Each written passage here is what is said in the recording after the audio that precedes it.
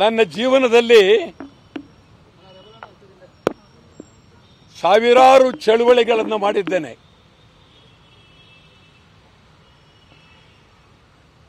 ಸ್ಮಶಾನದಲ್ಲೂ ಅನುಕೂಲ ಇಲ್ಲ, ನೀರಿಲ್ಲ ಅಂತ ಹೇಳಿ ಸ್ಮಶಾನದಲ್ಲೂ ಚಳುವಳಿ ಮಾಡಿದ್ದೇನೆ. ಆದರೆ ಈ ಪರಿಸ್ಥಿತಿಯ ಬಗ್ಗೆ ಚಳುವಳಿ ಮಾಡ್ತಾ ಇರತಕ್ಕಂಥದ್ದು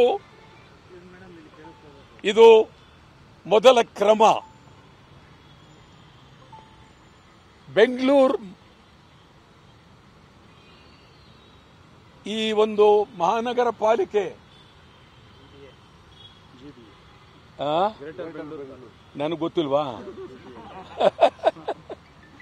ಇದು ಹೆಸರು ಗ್ರೇಟರ್ ಬೆಂಗಳೂರು.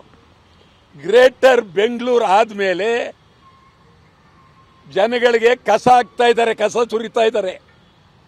ಗ್ರೇಟರ್ ಬೆಂಗಳೂರು ಆದ್ಮೇಲೆ ಜನಗಳ ಮೇಲೆ, ನಾಗರಿಕರ ಮೇಲೆ ಕಸವನ್ನು ಸುರಿತಾ ಇದ್ದಾರೆ. ಗ್ರೇಟರ್ ಬೆಂಗಳೂರಿಗೆ ಯಾರು ಅಧ್ಯಕ್ಷರು? ಮಾನ್ಯ ಮುಖ್ಯಮಂತ್ರಿಗಳು, ಆಮೇಲೆ ಉಪಾಧ್ಯಕ್ಷರು, ಉಪಮುಖ್ಯಮಂತ್ರಿಗಳು, ಆಡಳಿತಾಧಿಕಾರಿ ಮತ್ತು ಕಮಿಷನರ್. ಸದ್ಯಕ್ಕೆ ನಾನು ಇದು ಒಂದು ನಾಗರಿಕ ಸಮಾಜ.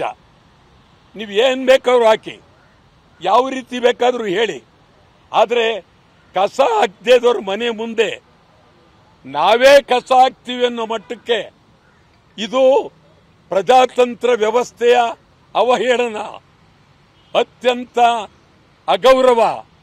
ಬೆಂಗಳೂರಿನ ನಾಗರಿಕರಿಗೆ ಮಾಡಿದಂಥ ಅಗೌರವ.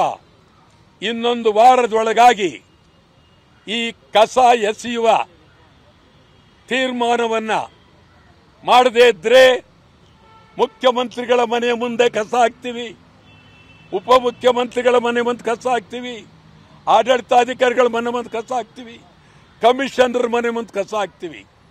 ಅದಕ್ಕೂ ಬಗ್ದೇ ಇದ್ರೆ ಎಲ್ಲ ಕನ್ನಡ ಒಕ್ಕೂಟ ಎಲ್ಲರೂ ಸೇರಿ ಬೆಂಗಳೂರು ಬಂದ್ ಕರೆ ಕೊಡ್ತೀವಿ. ಏನ್ ನಾಗರಿಕರನ್ನ ನೀವು ಅವಹೇಳನ ಮಾಡ್ತಾ ಇದ್ದೀರಿ. ಈ ಬಗ್ಗೆ ಧ್ವನಿ ಎತ್ತಿರ್ತಕ್ಕಂಥವ್ರು ಒಬ್ಬರೇ ಒಬ್ರು ಕನ್ನಡ ಚಳವಳಿ ವಾಟಾಳ್ ಪಕ್ಷ, ವಾಟಾಳ್ ನಾಗರಾಜ್. ಎಲ್ಲರ ಮನೆಯ ಮುಂದೆ ಅವಮಾನ. ಅದಕ್ಕೂ ನೀವು ಬಗ್ಲಿಲ್ಲ ಅಂದ್ರೆ ಮುಖ್ಯಮಂತ್ರಿಗಳ ಮೇಲೆ, ಉಪಮುಖ್ಯಮಂತ್ರಿಗಳ ಮೇಲೆ, ಆಡಳಿತಾಧಿಕಾರಿ ಮೇಲೆ, ಕಮಿಷನರ್ ಮೇಲೆ ಹೈಕೋರ್ಟ್ನಲ್ಲಿ ರಿಟ್ ಆಗ್ತೇವೆ. ಹುಡುಗಾಟ ಇದು.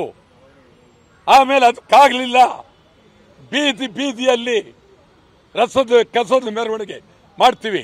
ಅನಾಗರಿಕ, ಅವಿವೇಕ, ಅನ್ಯಾಯ. ಮುಖ್ಯಮಂತ್ರಿಗಳ ಮೇಲೆ, ಉಪಮುಖ್ಯಮಂತ್ರಿಗಳ ಮೇಲೆ, ಕಮಿಷನರ್ ಮೇಲೆ, ಆಡಳಿತಾಧಿಕಾರಿ ಮೇಲೆ ಮಾನನಷ್ಟ ಮೊಕದ್ದಮೆ. ಯಾರ್ಯಾರ ಮನೆಯ ಮುಂದೆ ಕಸ ಹಾಕ್ತಿರಿ ಎಲ್ಲರೂ ಮಾನನಷ್ಟ ಮೊಕದ್ದಮೆಯನ್ನು ಹಾಕಬೇಕಾಗುತ್ತೆ. ಎಚ್ಚರ.